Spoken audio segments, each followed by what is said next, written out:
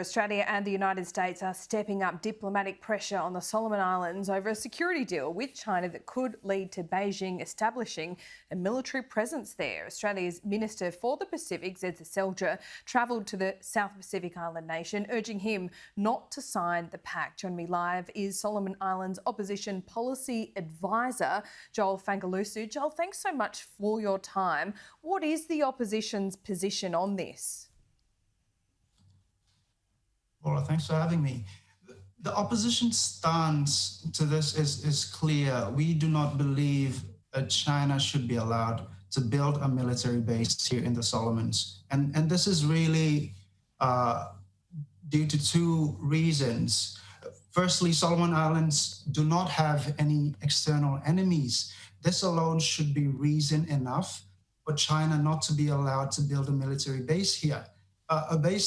Military base will do nothing to enhance our national security. In fact, it might even do the opposite.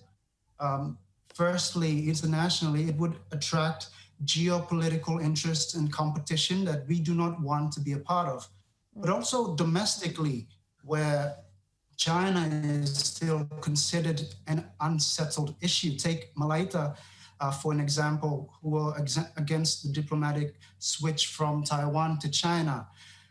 The whole secrecy behind this deal might result in Malaysia receiving this military base as a direct target to them and their stance against China. So who's driving this? Is it all from the Prime Minister? Is it a top-down approach? And do you think it will go ahead? Well, we do think it is being driven by the Prime Minister, considering all the issues that are associated with this military deal and the reasons why it should not happen in light of national interest. We do think that it is an issue that is being driven by the PM, yes. And what motivates him?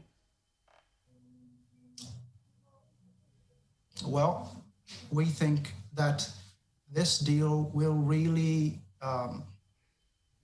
cement his grip on the political power that he has, especially in light of the actual internal drivers of security that Solomon Islands is faced with. We do not have any external issues, which means that the problems that we face internally will, how do I say this?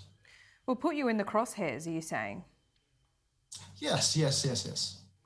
Yeah, so it puts you in the crosshairs if there was to be any escalation of conflict between Australia and China. But even if that doesn't happen, are you starting to see the diplomatic pressure from Australia? We know Joel was there last week. Do you think he was at all convincing?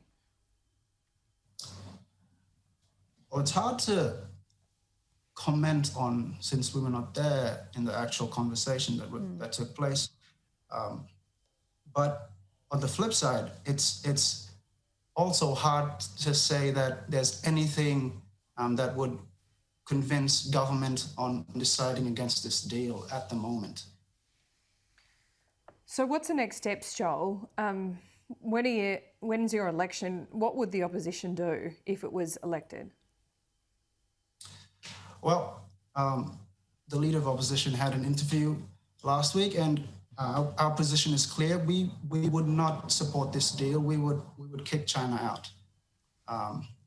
That would be our position. Is there money that's motivating the Prime Minister as well? Money and investment from China, do you think?